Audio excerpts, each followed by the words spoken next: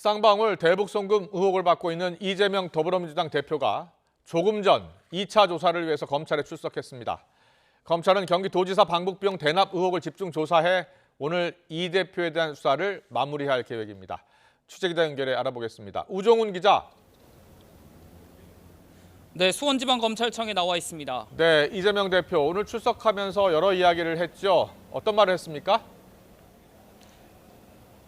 네, 이재명 민주당 대표는 조금 전인 낮 1시 20분쯤 이곳 수원지검에 도착했습니다. 검찰에 도착해 이 대표는 동료 의원들, 지지자들과 간단한 인사를 나눴습니다.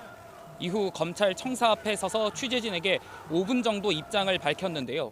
이 대표는 검찰이 검사 수십 명, 수백 번 압수수색을 하고 조사했지만 증거는 하나도 찾지 못했다며 본인이 대북 송금에 관련이 있다는 증거를 제시하는지 한번 보겠다고 밝혔습니다. 또 북한을 방문해서 사진 한 장 찍어보겠다고 생면부지의 부패 기업가에게 100억이나 되는 거금을 내주라고 하는 중대범죄를 저지를 만큼 어리석지 않다고 말하곤 15층 조사실로 향했습니다. 건강 문제로 이 대표가 어떻게 출석할지도 관심이었는데요. 느린 속도로 걸어서 출석했습니다. 쌍방울 대북송금 의혹으로 이 대표가 검찰에 나온 건 지난 9일에 이어 두 번째입니다. 이 대표 측은 지난 조사 때는 검찰에 제출한 진술서를 출석 직후 인터넷으로 공개했는데요.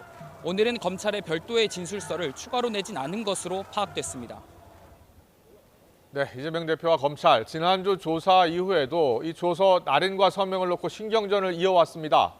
오늘 조사에서는 어떤 점을 눈여겨봐야겠습니까?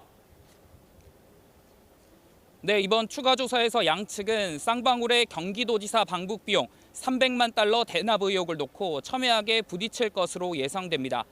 지난 9일 이 대표가 8시간 만에 조사 중단을 요구해 검찰은 방북 비용 대납 의혹을 제대로 다루지 못했습니다. 이에 대해 이 대표 측은 쌍방울이 자체 이윤 추구를 위해 대북 송금을 한 만큼 경기도는 무관하다고 주장하는 반면 검찰은 이 대표가 정치적 입지를 위해 쌍방울의 사업에 불법적으로 편의를 제공했다고 보고 있어서 양측의 공방이 예상됩니다. 이 대표는 지난 조사 때 미리 준비한 진술서를 바탕으로 주요 내용은 부인했는데요. 이 때문에 검찰이 경기도와 국정원 등을 압수수색해 얻은 증거를 얼마나 제시할 수 있을지가 관건입니다. 지난주 양측은 피의자 신문조서 서명 날인을 놓고도 맞섰습니다. 이 대표는 자신의 진술이 검찰이 정리한 조서에서 빠졌다며 항의했고 검찰은 이 대표의 억지 주장이라며 진술 누락은 없었다고 맞부딪혔습니다. 결국 이 대표가 조서에 서명과 날인하지 않은 채 조사실을 나오면서 조서는 재판 증거로 쓸 수 없게 되었는데요. 그랬던 이 대표가 오늘 조서에는 서명과 날인을 할지도 관심입니다. 검찰은 지난 9일 조서에 대한 서명과 날인도 오늘 다시 요구할 것으로 알려졌는데 이 대표 측은 조서 서명에 대한 입장을 아직 정하지 않은 것으로 파악됐습니다. 만약 검찰은 조서에 서명하지 않는다면 이 대표가 또 사법방해를 한다고 보고 영장 청구 때 사법부에 관련 기록을 제출할 예정입니다. 무엇보다 이번 조사에서 가장 큰 변수는 단식 중인 이 대표의 건강 상태입니다. 검찰은 이 대표의 건강을 고려해 질문을 계획했던 양의 4분의 1로 압축하고 조사를 신속히 마칠 수 있도록 대비하고 있습니다. 또 구급차와 휠체어 등도 준비할 계획입니다. 검찰은 이번 출석을 끝으로 이 대표 조사를 마친다면 백현동 개발 특혜 의혹과 함께 다음 주 초쯤 구속영장을 청구하는 것을 검토하고 있습니다.